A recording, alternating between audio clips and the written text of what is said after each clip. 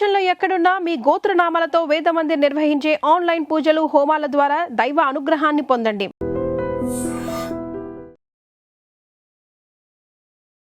నమస్కారం. ఐడ్రీమ్ ప్రేక్షకులకు స్వాగతం, సుస్వాగతం. ఇల్లు పడగొట్టకుండా కేవలం చిన్న చిన్న మార్పులు చేస్తూ రంగులు లేదంటే చిన్న చిన్న చేంజెస్ కరెక్షన్ చేస్తే వాస్తు దోషాలు పోయినట్టేనా? మరి వాస్తు దోషాల నుంచి బయటపడాలంటే ఏం చేయాలి? ఎలాంటి మార్పులు చేస్తే వాస్తు దోషాల నుంచి బయటపడి మన కుటుంబం అభివృద్ధి చెందుతుంది? ఇలాంటి సందేహాలు నివృత్తిపరచడానికి మనతో పాటు ఉన్నారు ప్రముఖ జ్యోతిష్యులు, వాస్తు పండితులు దేవులపల్లి బాలచంద్ర శర్మ గారు మనతో పాటు ఉన్నారు. వారితో మాట్లాడదాం. నమస్కారం గురువుగారు. నమస్కారం అండి. గురువుగారు, ఇల్లు పడగొట్టకుండా, ఇల్లు పడగొట్టాలి అని అంటే సెంటిమెంట్తో కూడుకొని ఉన్న విషయము. చాలామంది దగ్గర మళ్ళీ ఇల్లు నిర్మించుకోవడానికి డబ్బులు కూడా ఉండొచ్చు, ఉండకపోవచ్చు. ఇలాంటి వాళ్ళకి ఇల్లు పడగొట్టకుండా ఏదైనా చిన్న చిన్న మార్పులు చేస్తే, రంగులు కానివ్వండి, చిన్న చిన్న చేంజెస్ చేస్తే ఖచ్చితంగా వాస్తు దోషాలు పోతాయంటారా? వాళ్ళు ఏం చేయాలి? శ్రీమాత్రే నమః, శ్రీ గురుభ్యో నమః. మంచి ప్రశ్న అండి. వాస్తవంగా ఈ వాస్తు అనేటువంటిది చాలామందికి ఉన్నటువంటి సందేహం ఏంటంటే, తిరిగే భూమికి వాస్తు ఏందండి? ఫస్ట్ వెంటనే పెద్ద పెద్ద వాళ్ళు కూడా, పెద్ద పెద్ద ప్రవచనకర్తలు కూడా దీని గురించి కామెంట్ చేశారు. ఖచ్చితంగా వాస్తు అనేటువంటిది ఉంటుంది. దాంట్లో ముఖ్యంగా నన్ను అడిగితే, ఉదాహరణకి ఎవరన్నా వచ్చి మీరు నోటితో ఎందుకు అన్నం తినాలి, ముక్కుతో తినొచ్చు కాబట్టి మీరు ఏం చెప్తారు? అట్లా కుదురుతుంది? అంతే కదా. అన్నం నోటితో తినాలి, అప్పుడే అరుగుతుంది. ముక్కుతో తింటే ఊపిరి అయిపోతుంది. ఇది కూడా అంతే. వాడు ఒంటింట్లో కాకుండా పెంటింట్లో భోజనం చేస్తే ఎట్లుంటుంది? కెమికల్ విపరీతమైనటువంటి బ్యాక్టీరియా వస్తుంది. సో ఖచ్చితంగా ఏది పని ఎప్పుడు ఎక్కడ ఎలా చేయాలి అలా చేయాలి. అదే వాస్తు. మన ఇంటికి వాస్తు అనేటువంటిది ఒక 4 విభాగాలు చేసి ఉన్నాయండి. ఒకటి అంటే కొంచెం మోటుగా జనాలందరికీ అర్థమయ్యేట్టుగా చెప్పినటువంటిది ఏంటంటే, ఒకటి వంట, అది ఆగ్నేయంలో ఉండాలి, అగ్ని ఆగ్నేయం ఉండాలి. ఒకటి గుంట, బావులు, అలాగే దేవతార్చన.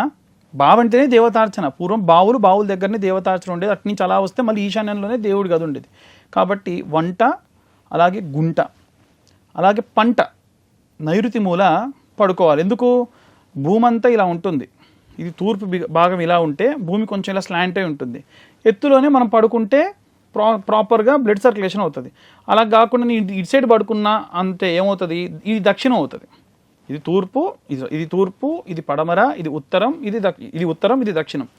ఈ దక్షిణ భాగంలో కనుక తలబెట్టకుండా ఉత్తర భాగం తలబెడితే తలంతా కూడా బరువెక్కిపోయి బ్యాక్టీరియా ఫామ్ అయిపోయి మనిషి చచ్చిపోతాడు. కాబట్టి ఇంకొకటి, మలమూత్ర విసర్జన చేయడం కూడా తూర్పు పడమరలు చెయ్యకూడదు. ఎక్కడికన్నా వెళ్ళినప్పుడు, బయటికి వెళ్ళినప్పుడు కూడా ఎవరన్నా కొంతమంది చేసేటప్పుడు కూడా పూర్వం నుంచి ఉన్న ఆచారం సూర్యుడు ఎటున్నాడు అటువైపు కాకుండా దానికి ఇటుగా చేస్తారు. ఇది నియమం. అలా కాకుండా చేస్తే సకల దోషాలు కూడా సూర్యుడి వల్ల, అంటే సూర్యుడు ఆత్మపీడోపశాంతయ్యే, అంటే గత జన్మలో చేసిన దోషాలు కూడా తీసేస్తాడు. అటువంటిది దాన్ని ఆపాదిస్తాడు అనమాట.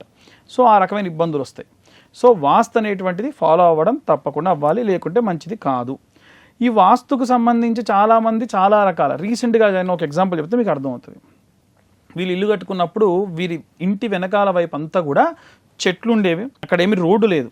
రాను ఏమైందనంటే అక్కడి నుంచి మేకలు, గొర్రెలు అన్నీ తీసుకెళ్ళిపోయి ఒక బాట ఏర్పడ్డది. ఇప్పుడు అది పెద్ద వీధి అయిపోయింది. సో ఈ వీధి పోటు వస్తుందండి, ఏం చేయాలి? చాలామంది ఏం చెప్పారంటే, నైరుతి వైపుకు ఉన్నటువంటి వీధి పోటు చాలా భయంకరం, తీసేయాలి అని చెప్పారు. నేనేం చెప్పా, అది కరెక్ట్ కాదు. మొత్తం ఇల్లే కూలగొట్టేసి అంత చేయడం పద్ధతి కాదు. పని చేయండి, ఇంటి వెనకాల కొంత భాగం మీకు ఏదైతే ఉందో అంతవరకు పడగొట్టి అక్కడ ఒక షాప్ కట్టండి. షాప్ కట్టి ఆ షాప్ పైన మనకు వీధిపోటు గణపతి అని ఉంటుంది. మామూలుగా ఏంటంటే ఎప్పుడు కూడా గణపతి వక్రతుండ మహాకాయ, ఎడం వైపు తిరిగి, సక్రతుండంతో అంటే కుడివైపు తిరిగి ఉంటుంది అన్నమాట గణపతి. దాన్ని షాప్ పైన పెట్టండి. ఈ షాప్కి మీ ఇంటికి మధ్యలో గ్యాప్ ఉంచండి. ఇది వేరే, అది వేరే, ఇలా డివైడ్ చేయండి. ఇంటికి ఏ దోషం ఉండదు. షాప్కి వీధిపోటు ఉన్నటువంటి షాప్స్, దుకాణాలు మంచివే. ఎందుకంటే ఎక్కడో 1 కిలోమీటర్ దూరంలో నుండి కూడా షాప్ కనిపిస్తుంది. సో వీడు ఎటువంటి పబ్లిసిటీ చేసే పని లేదు. హ్యాపీగా బిజినెస్ బాగా సాగుద్ది. మీకు బిజినెస్కి ఇచ్చినటువంటి షాపు బాగానే ఉంటుంది, మీకున్నటువంటి ఇల్లు కూడా బాగానే ఉంటుంది. ఇలా మనం కొద్దిపాటి మార్పులు చేయొచ్చు. కొన్ని ఏంటంటే కూల్చేయాలి ఖచ్చితంగా అనేటువంటివి చెప్తూ ఉంటారు. దానికి చాలా ఖర్చుతో కూడుకున్న విషయం. అంతే కదండి. ఇంకొకటి ఏంటంటే, ఒకప్పుడు మేము కలిసున్నప్పుడు మాకు ఇంట్లో ఓ 30-20 తరాల నుంచి పెళ్ళిళ్ళు, ప్రవచనాలు, పిల్లలు అందరు ఇక్కడే పుట్టారు. ఇప్పుడు వచ్చి వాస్తు దోషం అంటారు ఏంటి అని అంటే, పంచుకున్నారు కదా. పంచుకున్నప్పుడు ఏమవుతుందనంటే, ఈయనది తూర్పు భాగంలో ఉన్న ఇల్లు, ఉదాహరణ తూర్పు భాగంలో పెద్ద ఎంట్రన్స్ గేట్ ఉందనుకోండి, అది కాస్త పంచుకోవడం అయిపోయేసరికి ఈ భాగం కొంత ఈ భాగం కొంత తీసుకునేసరికి ఆగ్నేయం ఎంట్రన్స్ అయిపోయింది వాళ్ళకి, తూర్పు ఆగ్నేయం ఎంట్రన్స్ అయింది. ఆ ఇంట్లో ఉన్న జాతకుడికి తూర్పు ఆగ్నేయం పడకపోయినా లేదా విడిపోయిన తర్వాతకి వీరికి ఉన్నటువంటి వాష్రూమ్స్ కానివ్వండి, వంటిల్లు కానివ్వండి సక్రమంగా లేకపోయినా ఇల్లుగా ఉంటుంది కానీ కొంచెం హెచ్చుతగ్గులుగా ఉంటాయి. ఇప్పుడు ఇదంతా కూల్చి మళ్ళీ మొదటి నుంచి చేయడం అంటే మాకు చాలా ఖర్చు అండి, లక్షలు మా వల్ల కాదు అన్న వాళ్ళకు ఒక రెమెడీ ఉంది. ఇందాక మీరు చెప్పినట్టుగా పుణ్యాహవాచనం చేసుకొని రంగులు అలాంటివి వేయించుకోవడం వల్ల కొంతవరకు మాత్రమే తగ్గుతుంది. అంటే ఈ రెమెడీ ఎవరైనా ఆచరించవచ్చు. మనకు మర్చ యంత్రము అని ఉంటుందండి.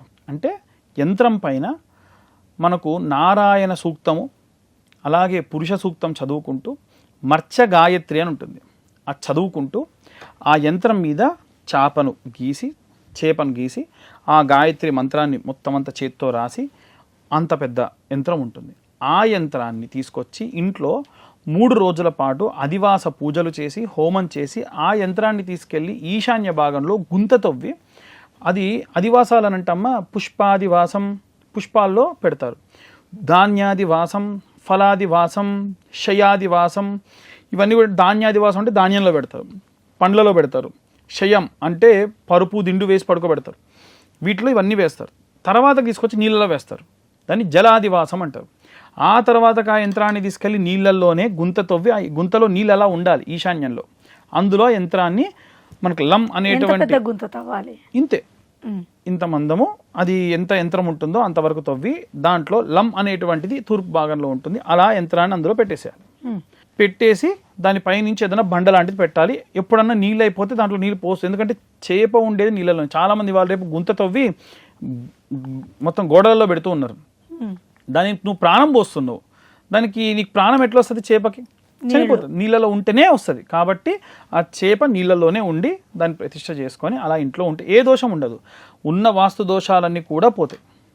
కానీ ఆ ఇంట్లో మళ్ళీ ఇంకేమైనా సరే ఎవరైనా సరే చేయకూడని పనులు చేసినా, ఇందాక మనం అనుకున్నట్లుగా అంటే ఎవరైనా సూసైడ్ లాంటివి చేసుకున్నా అట్లాంటివి ఏదైనా చేస్తే ఇది పనికిరాదు. సో సక్రమంగా మంచిగా అప్పటి నుంచి మంచిగా ఉంటే ఏ ప్రాబ్లమ్స్ రావు, లేదంటే ఈ వాస్తు దోషం అనేటువంటిది మళ్ళీ మొదలవుతుంది.